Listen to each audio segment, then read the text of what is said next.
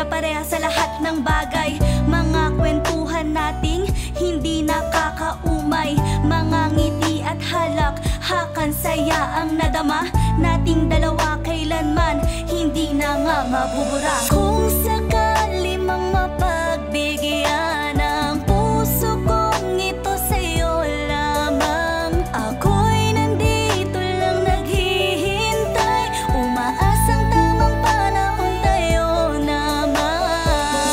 Ang sarap balik-balikan yung mga alaala natin, mga araw na magkasabay pa tayong kumakain, magtatawanan ng malalakas, manunood ng mga palabas, magkatabi pa tayo madalas, parang ayoko na tong magwakas. Pero isang araw ay bigla na lang nag-iba ang ihip ng hangin, tila tadhana na talaga ang tumututol sa atin.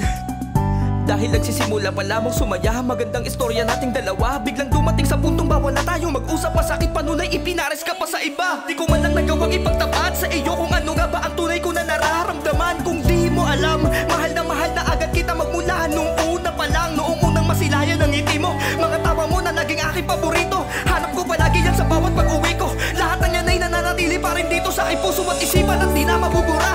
Mga alaala mong di ko kayang bitawan, dahil ngayon umaasa pa rin ako na balang araw ay aayon di nakapalaran. Basta maghihintay ako kahit anong mangyari, kahit gano'ng katagal ilang bagyong man dumaan, umaasa pa rin ako na maituloy pa natin ating pag-iibigan noon na di natin nagawang simulan.